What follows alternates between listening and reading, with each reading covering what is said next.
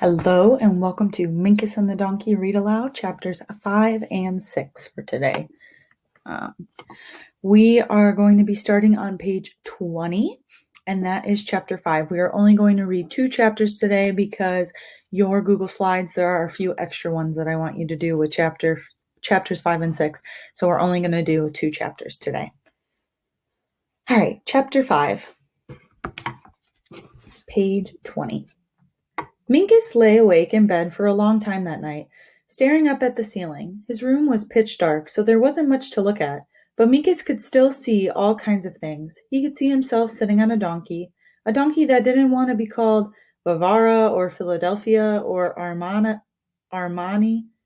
a donkey that had chosen a little name for herself, nothing fancy. Minkus knew for sure that the donkey in Grandpa's stable understood him perfectly well, and he knew that she had thought, "I'm just a working donkey. I don't need a fancy name. Tasky's good for me." Minkus lay awake for so long thinking about Tasky that his mom had to shake him awake the next morning. "Hey, Minkus, what's up?" she said. "It's like you're on another planet."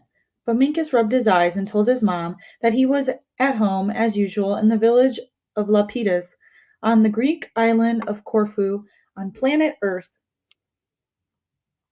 "Well, that's good," said Mom, and she gave him a hug. "Do you think donkeys can talk, Mom?" he asked. "What do you think?" she replied. "Well, I think they can, but what about you?" "If you think they can, then it's true," she said. "Now get dressed quickly or you'll be late for school."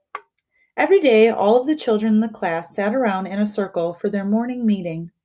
Anyone who had done something special or interesting could tell the rest of the class about it. Miss Chrissy, pointed at Elena, who was waving her hand in the air and seemed very eager to tell the rest of the class her news. Everyone could see she was wearing new shoes. They were bright pink. "I have a new pair of shoes," she said. She spun around on the tips of her toes like a ballerina. All of the other children clapped. Then it was Andrea's turn. He held up a tooth. "At last," said Miss Chrissy.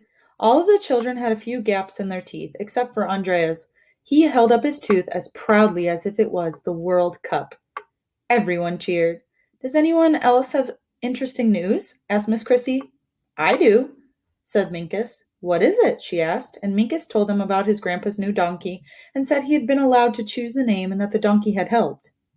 "The donkey helped to choose its own name?" asked Miss Chrissy. Minkus sighed. "What's his name?" asked Nikos. "Tosky," said Mikis, "and she's a girl."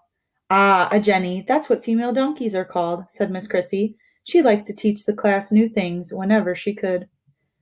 All the rest of the day, Minkus thought about Tosky. New shoes were great, losing a tooth was fun too, but a new donkey? That was the best thing in the whole wide world. Chapter 6. Grandpa was sitting under the sycamore tree again, with his hands dancing around his head. He was talking to his brother, Valis.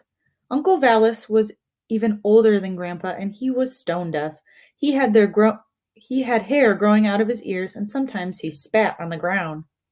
He always said to Minkus, "My ears may be dead, but the rest of me is still going strong." And then he would laugh and laugh and laugh and laugh. Minkus had no time for Uncle Valis's jokes right now. He asked Grandpa if he could go ride Tosky. Grandpa picked up Minkus and put him on his lap. Minkus was still just about small enough for that. "Oof, you're growing so big now," said Grandpa. Then he turned to his brother and yelled in his ear, "This is the boy who talks to donkeys." "What?" said Uncle Valis. "The boy who talks to monkeys? Well, that makes sense. I've always said he was a cheeky little monkey." "Not monkeys, donkeys!" shouted Grandpa. He put his hands to his head and pretended they were donkey ears, but Tosky's ears were 6 times longer than Grandpa's hands and about 10 times more beautiful. Uncle Val said, "Donkeys?" Grandpa nodded. Minkus folded his arms and shouted, "Come on, Papuli!" Grandpa stood up, slapped his brother on the shoulder, and shuffled off across the village square, along the alleyways, up and up, past the house with 1,000 flowers, around the corner, past the giant cactus, up the steps, through the doorway, and into the kitchen, where Grandma was peeling potatoes, and as they walked, Grandpa kept chuckling to himself and say, Yes, that's right, the boy who talks to donkeys. Minkus said nothing. He held onto Grandpa's hands and thought to himself, "There's no point talking to Grandpa. He's too old for good conversation."